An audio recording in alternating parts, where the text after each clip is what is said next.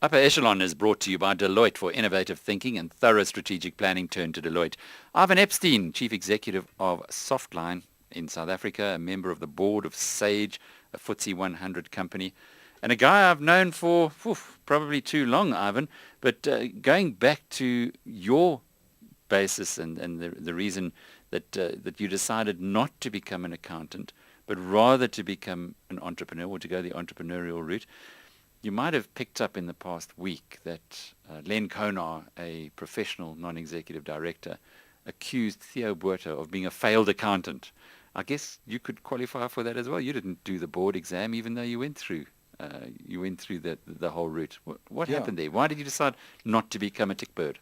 Well, I was for 5 years when I did my articles, but I think if I just go back to that part of my life, I think before I went to university, I wanted to get into business, and then I thought, peer pressure and security, I better go to university and do a degree first, just as So a you thought. studied part-time, though? Yes, It wasn't an easy route, though. No, I did it. I studied through NISA, and I did my articles concurrently from the outset. So I managed, when I finished my military training, I went straight into second year university. I studied while I was in the army. And as soon as I finished, and I realized it's not really what I want to do. But I know people who were at PricewaterhouseCoopers with you, and they always thought you were never going to be an accountant, but they always felt you were going to be very successful. well, it's very kind of them, but maybe because I was a jumpy kind of guy, Alec. And then the minute I finished, when I had finished my degree, I said, "That's it. I'm not doing the rest. I've got my degree. I've done my articles. I've learned. You got something behind you, as Yeah, our parents and- always used to tell us. Yeah, exactly. And I'm going to start a business." And I started Softline. What is interesting is you started it with Alan Osrin, who I met in Australia. Yes, A wonderful that's man. And your brother-in-law came into the business a couple of years later. And the three of you, going back to 1988 when you started, or 1990 when Stephen came into the business, are still together after all these years. Yes, we are. Stephen heads up the Pastel Group, and Alan looks after. He's head of Australia for Sage Australia, which How was. did you manage that, though, to keep together? What rules do you have in place? What boundaries to ensure that you don't step on each other's toes? There were no boundaries and really no rules, but it was tough. We clearly fought a lot. It would always be controversial. Who was the difficult one? Probably it was me.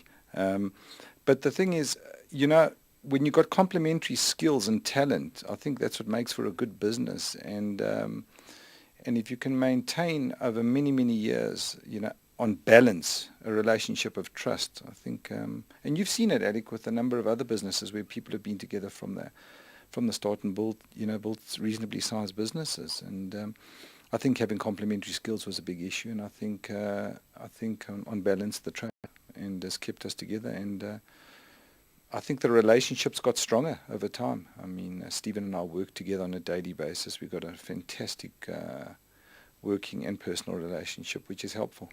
But we understand what each other's good at, and we play to our strengths.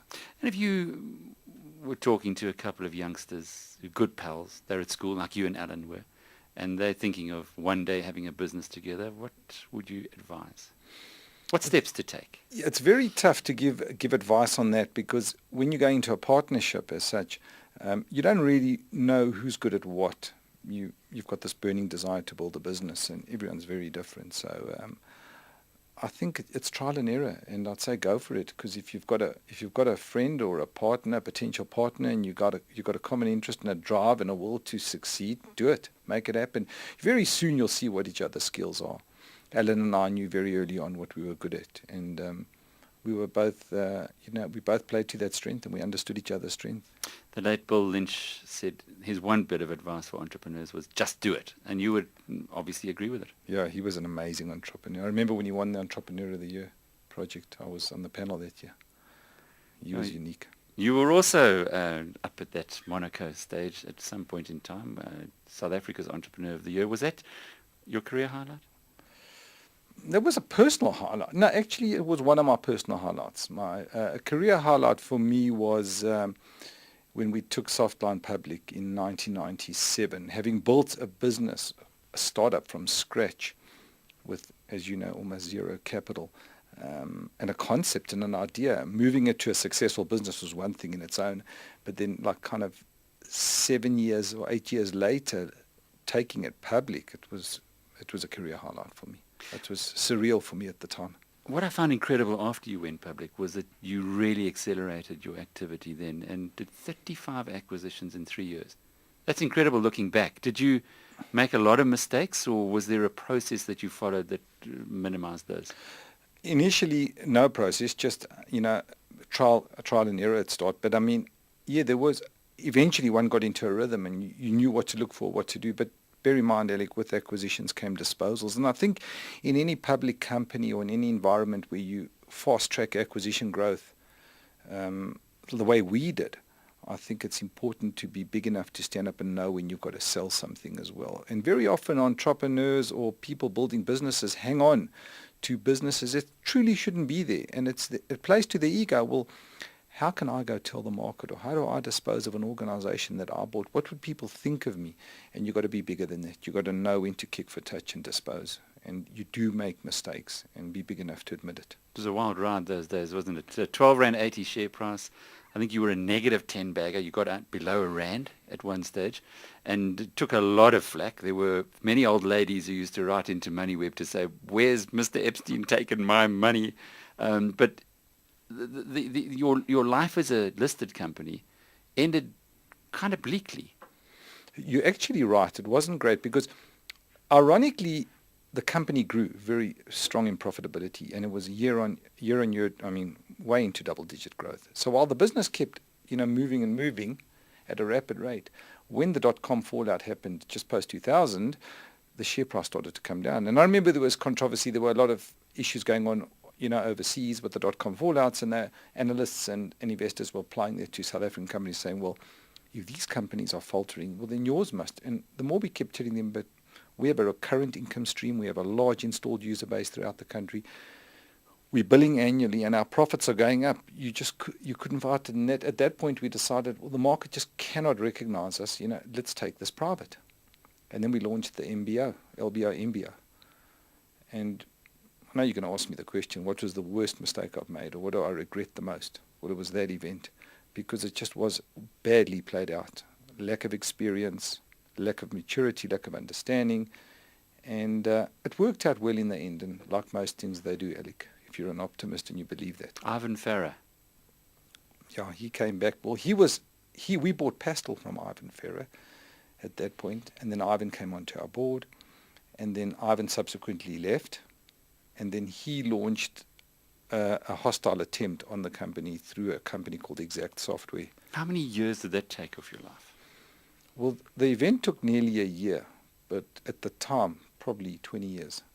It was just horrendous. It was a tough year. You look well, and that's really a question, because often executives get to around our age now, early 50s, and they don't manage their health that well anymore. And you hear of people who have premature departures from the earth.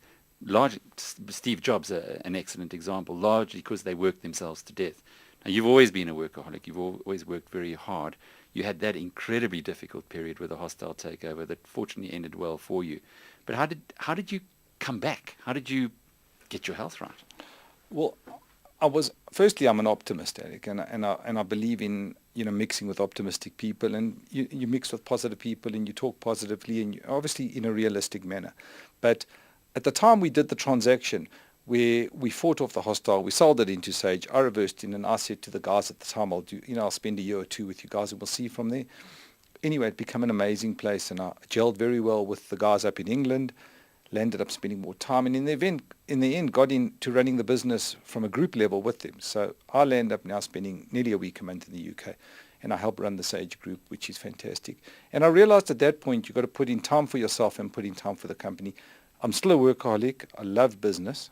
Absolutely love it. Always looking to do something. I have branched out post the delisting, obviously with my main focus day-to-day being on the group.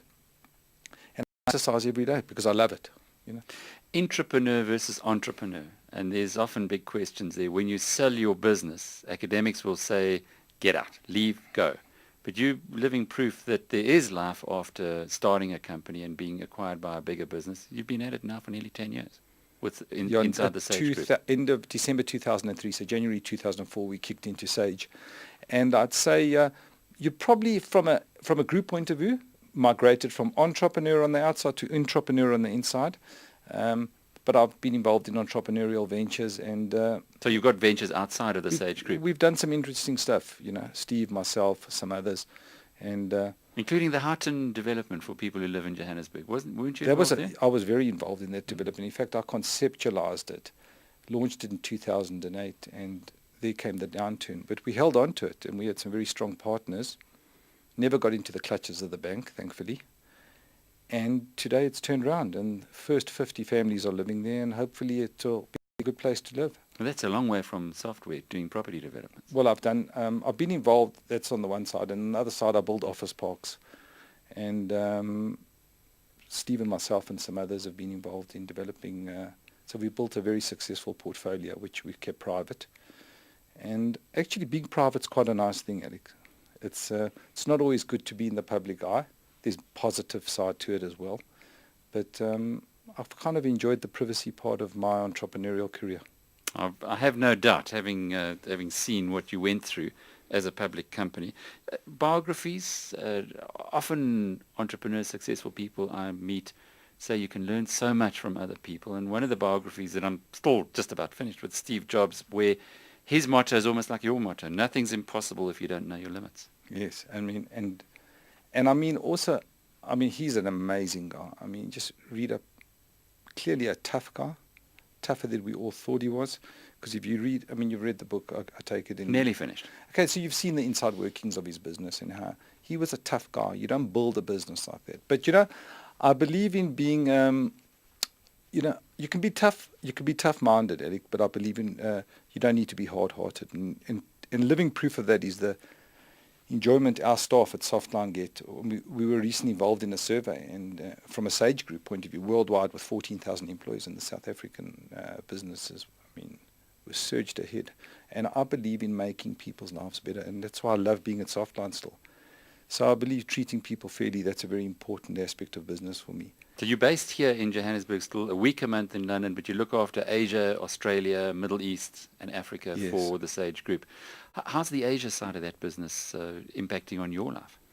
It's fascinating. Not too much. I travel a little bit there, but we've got fantastic management in Asia. And it's been a cultural change doing business in Asia, but it's fascinating. It's interesting. It's a very different place.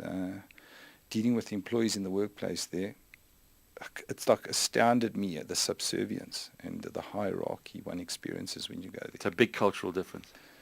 It is a big cultural difference, Alec. But it's great. And then we got some good businesses in Malaysia and Singapore, and I'm enjoying it. And we closed our China operation.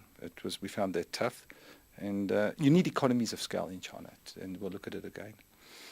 So, Ivan, what's next for Mr. Epstein? Well, Alec just finished making a movie with Ronnie Uptaker. Okay, you're involved there. Yes, but Steve and I, they told me I'm an executive producer. Now, I can't understand that. That's a guy who just funds it, eh? I realized that afterwards, because I've never produced anything other than software. It's a very different title to an executive producer on television, I'll have you know. But did it have a good opening weekend? Great weekend, very positive. Ronnie's, as you know, is an exceptionally anxious individual. Also positive, though. Very, but highly driven, and what a marketing job he did. I've got to give him 12 out of 10 for that. And it had a very successful weekend, but time will tell. For movies to go international, it's like software. You need a track record. We couldn't have exported Pastel to a number of African countries if we didn't have a track record in South Africa, and it's no different to the movies. So you would be a serial entrepreneur. You would believe that an entrepreneur can actually dabble in different industries rather than just having to stick to one? Yes, but I do believe in focus. And I think if I go back to my core where I've really been successful, it's been in the core business I understand. I do like property. It's given me a different flavor for business. And I think I'll be spending more time in the property sector as time moves on. But when you go to the shower in the morning or maybe lie in the bath at night, what is it that occupies your mind? Would it be software? Would it be movies? Would it be property? Would it be new ventures? Well, it's primarily, it's always, obviously it's my core business where I have the responsibility. But if when I switch off from that, I'm always thinking of doing something else and something new. I love the challenge of business and creativity and creating something. And I love being with people. I think I've been very privileged, Alex, to work in a business with so many people, and certainly have a look at my South African operations where I'm closer to the people because I'm South African. My culture is South African. It's just I work with great people, and I've been really lucky to have had that experience. Well, Nassim Taleb says it's a whole lot better to be lucky than to be smart. I think Ivan Epstein is privileged enough to be both. Upper Echelon was brought to you by Deloitte. For innovative thinking and thorough strategic planning, turn to Deloitte.